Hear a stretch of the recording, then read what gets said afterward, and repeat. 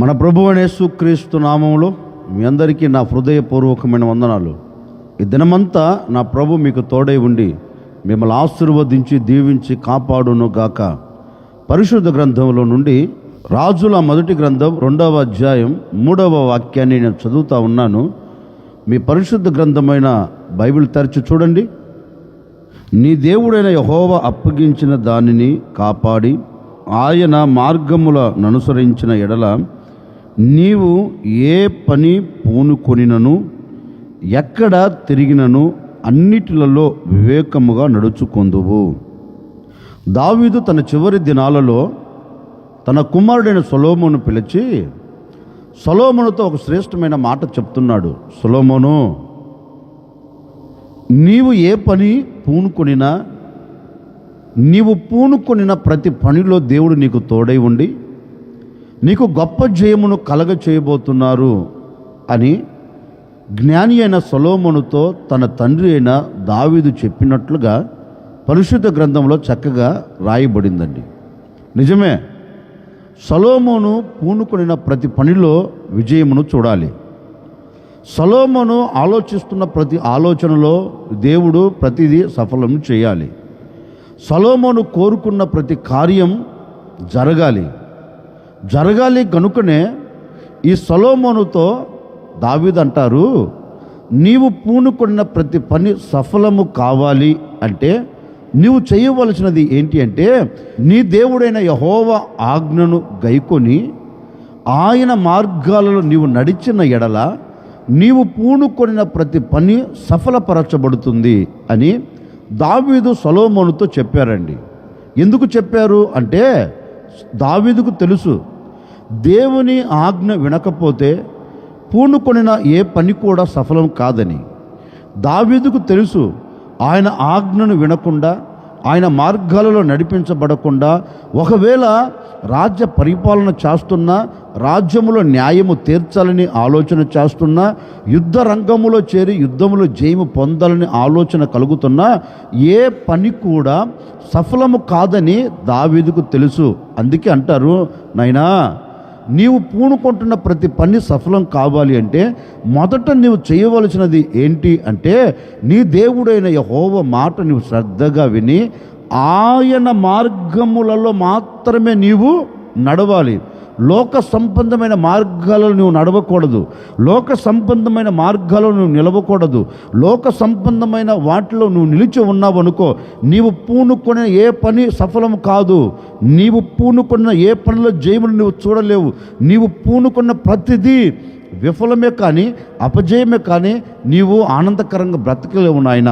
అందుకని నీవు పూనుకొన్న ప్రతి పని సఫలం కావాలి అంటే, నీవు పూనుకొన్న ప్రతి పనిలో జయము చూడాలంటే నీవు చేయవలసినది ఒక్కటే, నీ దేవుడైన యెహోవా మార్గాలలో నీవు నడిపించబడితే తప్పక నీవు కార్యాన్ని చూడగలుగుతావు. ఈ రోజున మన బ్రతుకుల్లో కూడా మనం ఆలోచించి తీసుకోవలసిన ఒక చక్కటి నిర్ణయం అండి. నీవు గడిచిన దినాలు గడిచిన రోజులలో నీవు పూనుకున్నావు, ఈ వ్యాపారం ప్రారంభించాలని, ఈ చేతి పని ప్రారంభించాలని, ఈ ఉద్యోగం ప్రారంభించాలని, ఈ చదువులు ప్రారంభించాలని, ఈ ఆత్మీయ స్థితిని ప్రారంభించాలని నీవు పూనుకున్నావు. కానీ పూనుకొనిన ఆ పని సఫలపరచబడిందా? పూనుకొనిన ఆ పనిలో నీవు జయమును చూడగలిగావా అంటే గడిచిన దినాలు పూనుకొని నీవు చేస్తున్న సర్వ ప్రయత్నాలని విఫలమైపోయాయి కదా. నీవు పూనుకొని ఇది చెయ్యాలని కంకణము కట్టుకొని అడుగులు వేసావు, కానీ ఆశీర్వాదం ఏమైనా కలిగిందంటే ఆశీర్వాదానికి బదులు శాపం కలుగుతూ వచ్చింది కదా. ఎందుకని?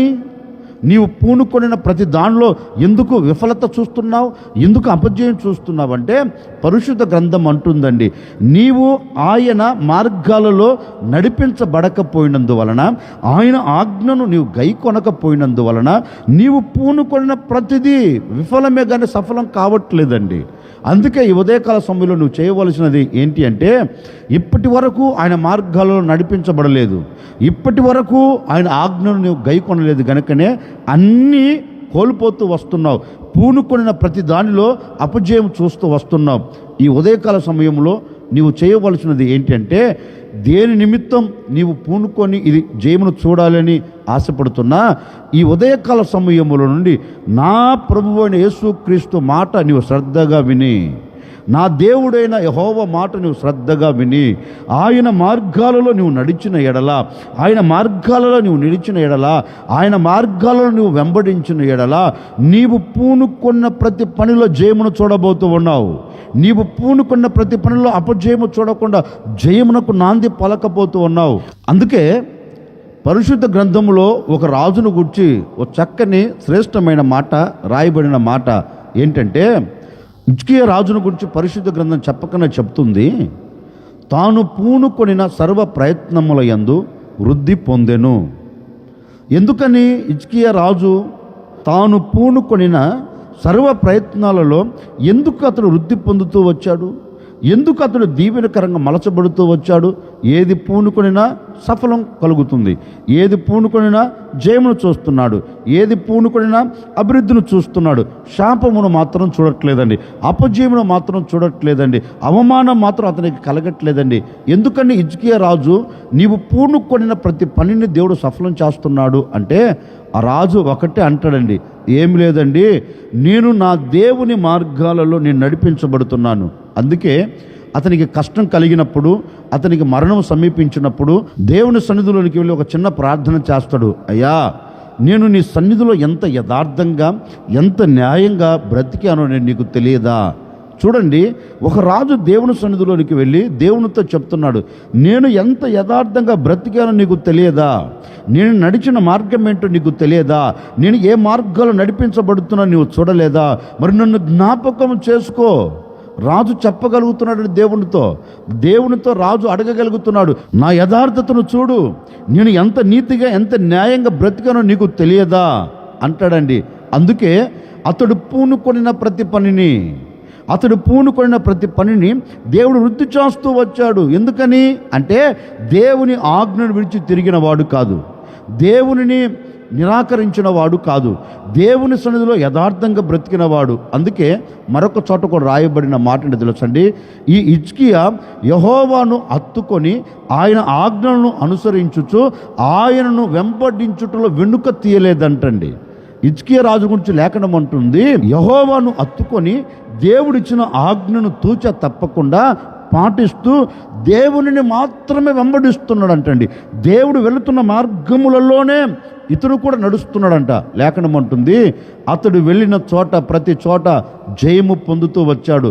వెళ్ళిన ప్రతి చోట పూనుకొనిన ప్రతి పనిలో, పూనుకొన్న ప్రతి దానిలో జయమును చూడగలిగాడు.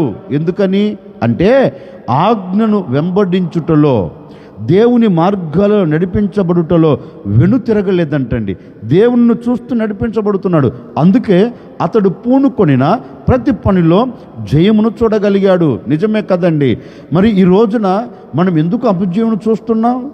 ఈ రోజున మనకి ఎందుకు అవమానం కలుగుతుంది? ఈ రోజున ఏది ప్రారంభించినా, ఏది పూనుకొనినా మధ్యలోనే ముగిస్తున్నాం. అది వ్యాపారం కావచ్చండి, చేతి పని కావచ్చండి. ఇప్పుడు ప్రారంభించినట్టుగా ఉన్నాం, మరి కొన్ని రోజులు దానికి ఏం చేస్తున్నాం? మూతేస్తున్నాం.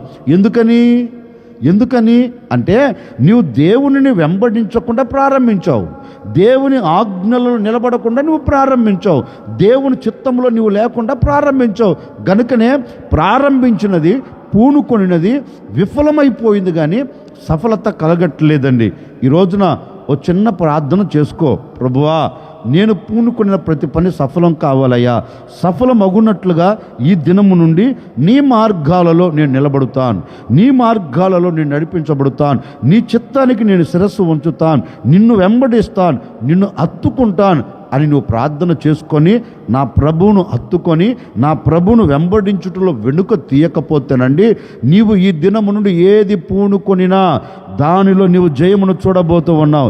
ఏది ప్రారంభించాలని ఎక్కడ అడుగు పెట్టినా అక్కడ నీవు జయమును చూడబోతూ ఉన్నావు.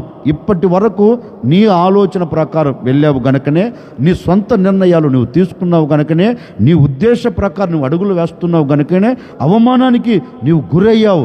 ఈ రోజున అవన్నిటి మీద నువ్వు జయము చూడాలంటే నా ప్రభువును హత్తుకో, నా ప్రభువును వెంబడించు. ప్రభువును వెంబడించుటలో నువ్వు వెనుతిరగకుండా ఆయనతో పాటు నువ్వు అడుగులు వేయగలిగితే నిశ్చయముగా నా దేవుడు నీకు జయమును అనుగ్రహించబోతూ ఉన్నాడు. నీ వ్యాపార విషయంలో జయమును చూడబోతూ ఉన్నావు. నీ చేతి పని విషయంలో నువ్వు జయమును చూడబోతున్నావు. ఎందుకు అంటే నీవు ఆయనను వెంబడిస్తూ నీవు ఆయన ఆజ్ఞను గైకొని ఆయన మార్గాలలో నడిపించబడుతున్నావు గనక ఎక్కడ అడుగు పెడుతున్నా అక్కడ నీకు జయము కలగబోతూ ఉంది. ఎక్కడ అడుగు పెడుతున్నా అక్కడ నీవు జయమును చూడబోతూ ఉన్నావు. ఎక్కడ అడుగు పెడుతున్నా అక్కడ నీవు వృద్ధి కలుగునట్లుగా దేవుడు ఆజ్ఞాపించబోతూ ఉన్నాడు. నీవు చిన్న వ్యాపారమే ప్రారంభించినా, చిన్న చేతి పని ప్రారంభించినా, చిన్న ఉద్యోగం నువ్వు అడుగు పెట్టినా దినదినము నా దేవుడు నిన్ను వృద్ధిలోనికి తీసుకుని రాబోతూ ఉన్నాడు.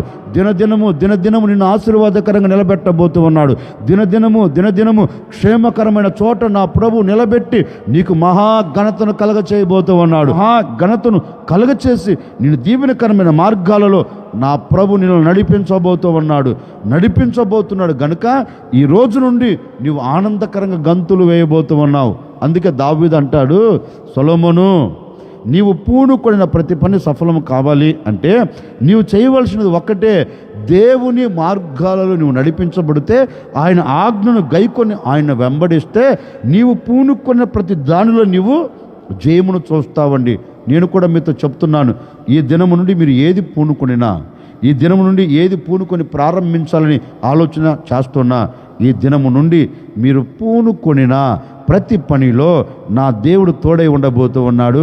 అన్నిటి మీద మీకు జయమును కలగ చేయబోతున్నాడు. మీ కార్యాలన్నీ నా ప్రభు నెరవేర్చి ముగించబోతూ ఉన్నాడు. ఈ దినము నుండి ఎక్కడ మీరు అడుగు పెట్టినా, ఏ చోట మీరు నిలబడినా జయము మాత్రమే చూచెదరుగాక. ఆశ్చర్యకరుడా మీకు స్తోత్రాలు చెల్లిస్తూ ఉన్నాం తండ్రి. మీరెంతైనా సర్వశక్తి కలిగిన దేవుడవు. ఈ విధంగా మిమ్మల్ని స్తుతించే భాగ్యం మాకు అనుగ్రహించారు నాయన. నిజమే, ఈ దినం మేము పూనుకొనిన ప్రతి పనిలో జయము కలుగుతుందని, మేము పూనుకొనిన ప్రతి పనిలో జయమును చూడాలి అంటే నీ మార్గాలలో మేము నడిపించబడితే, నేను హత్తుకొని నేను వెంబడిస్తే మేము పూనుకున్న ప్రతి దానిలో జయము చూస్తామని మీ లేఖనాలు సెలవిచ్చినట్లుగా ఎందరైతే ఆశపడుతున్నారో, ఎందరైతే మీ మార్గాలు నడిపించబడాలని కోరుకుంటున్నారో ప్రతి ఒక్కరిని నాయన తప్పక వారు పూనుకొనిన ప్రతి పనిలో జయమును మీరు కలగ చేయబోతున్నందుకై, జయమునిచ్చి మీరు ఆశీర్వదించబోతున్నందుకై మీకు స్తోత్రాలు చెల్లిస్తున్నాం. ఎవరి బ్రతుకులలో నాయన విఫలత కనపడకుండా, ఎవరి బ్రతుకులలో అపజయం పడచూపకుండా ప్రతి వారు జీవితంలో సఫలత కలుగునట్లుగా, జయము కలుగునట్లుగా మీరు సహాయము చేయమని యేసు నామములు అడిగి వేడుకొనుచున్నాము తండ్రి, ఆమెన్.